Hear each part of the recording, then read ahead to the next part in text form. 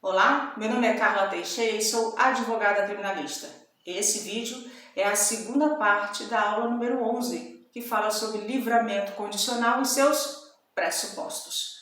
Na primeira aula eu comecei falando, conceituando livramento condicional, tanto por Damásio de Jesus, tanto por uma história bíblica, e depois eu entrei nos requisitos ou pressupostos subjetivos, objetivos, e falei referente ao artigo 112, parágrafo 2º da LEP, da ordem da oitiva, se ela pode ser modificada ou não. Agora, nós vamos estar na segunda parte, e nessa segunda parte eu vou falar sobre as condições. Condições obrigatórias, facultativas, condições judiciais, se podem ser suspensas, revogadas, é sobre isso que nós vamos falar agora. Bom, vamos lá? Nessas condições obrigatórias, são aquelas condições que não adianta nem bater o pé, não adianta fazer nenhum chilique, tem que cumprir. São condições impostas, obrigatórias, estão na lei, artigo 132 da LEP, que fala obter ocupação lícita, comunicar-se periodicamente ao juiz da sua ocupação e não mudar de território do juízo, da comarca do juízo, sem prévia autorização. Ou seja, vamos supor que no dia 15 de cada mês ele tem que estar lá na vara de execução penal para assinar um livro de presença, informar qual é a sua ocupação e tudo mais. Então, todo dia 15 de cada mês ele estará lá presente. Vamos supor também que ele conseguiu um trabalho de carteira assinada, tudo direitinho, numa comarca próxima. Ele vai ter que solicitar uma prévia autorização, informando, levando a carteira de trabalho, levando o contrato de trabalho, para que ele possa ter essa autorização e não ter problema, fazer bom uso do seu livramento condicional. Já as condições facultativas não estão em menor grau de inferioridade com relação às obrigatórias, não. Também têm que ser seguidas da mesma forma. E essas condições facultativas, ele fala, não mudar de residência sem antes informar o juízo, da comarca, que você você pretende se mudar em um novo endereço. Recolher-se à habitação no horário fixado. Fixou o horário de 9 da noite às 6 da manhã, você tem que estar recolhido à sua habitação, faça chuva, faça sol. Feriado, Ano Novo, Natal, Carnaval, não importa, tem que estar recolhido, ok? Não frequentar determinados lugares, vamos supor que o juízo fala, casas noturnas, bares noturnos ou similares, não pode frequentar. Não pode frequentar, vamos supor, estádios, não pode frequentar.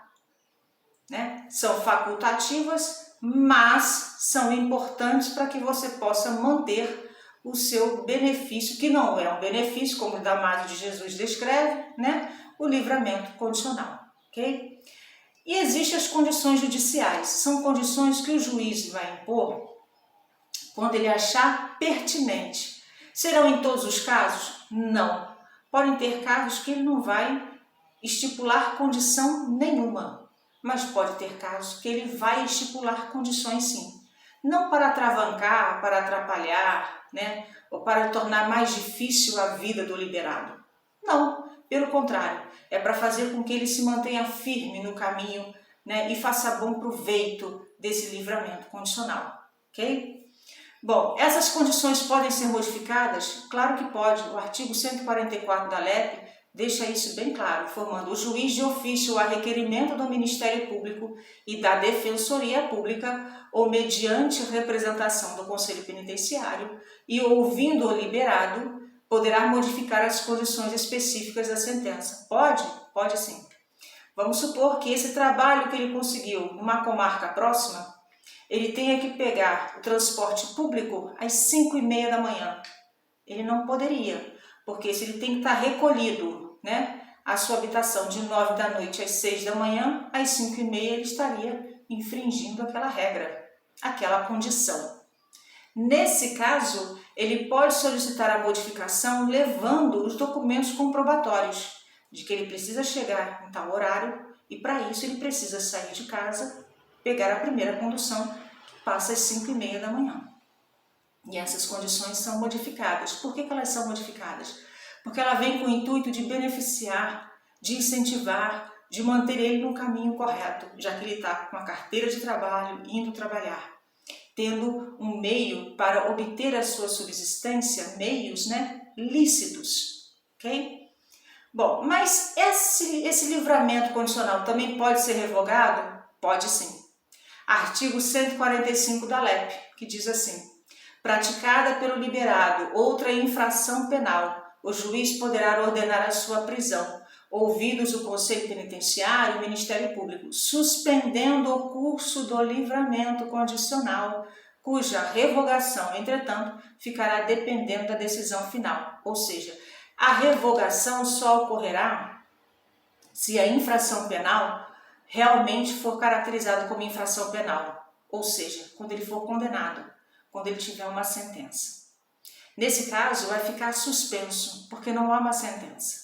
Há um cometimento de uma infração que vai ter ainda todo o seu período, todo o seu processo, etapa de processo investigatório, toda essa fase para que possa chegar a uma sentença condenatória ou absolutória, ok?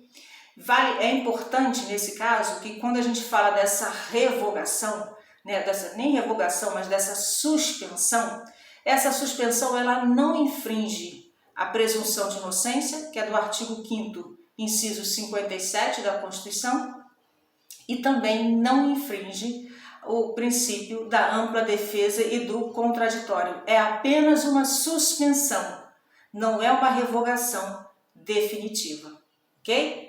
Bom, quando ocorre então essa revogação? Quando o livramento condicional, ele perde esse direito, é revogado, ou seja, ele tem que retornar ao sistema carcerário. Bom, se ele cometeu o crime, durante a vigência desse livramento, ou seja, ele foi concedido o livramento condicional, ele saiu e cometeu um delito, correto? Ocorre nesse momento da vigência, ocorre a sua revogação.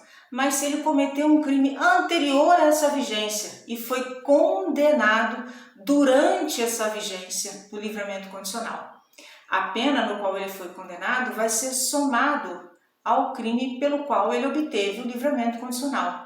Pode ser revogado porque no momento que ele soma, o livramento condicional pode não ser autorizado para aquele momento. Ele teria que retornar ao sistema carcerário, cumprir uma parte da pena para depois obter novamente o livramento condicional. Lembre-se que o primeiro livramento condicional que ele teve foi decorrente de uma condenação X, correto? Onde ele cumpriu os requisitos objetivos e subjetivos nos quais eu comentei na primeira parte da aula. Agora, como houve uma segunda condenação, que foi ser somado a pena, ele também deverá cumprir os requisitos objetivos e subjetivos para que possa obter o livramento condicional. Ou seja, ele não vai usar aquela parte primeira, já que eu consegui aqui, eu não preciso fazer mais nada que eu vou obter aqui. Nananina, não. Cumpriu lá os requisitos objetivos e subjetivos de forma cumulativa para obter o livramento condicional, vai ter que fazer aqui também para obter o livramento condicional. Ok? Sem isso, não acontece. Uma última observação, ele fala, se o liberado cometer um novo crime, não foi um crime anterior, onde a sentença ocorreu no momento que ele estava na vigência do livramento condicional. Não, foi um novo crime durante o livramento condicional. Ele terá aqui a sua suspensão e não a sua revogação. Por que não terá revogação? Porque não houve uma condenação. Suspensão para ser apurado o fato.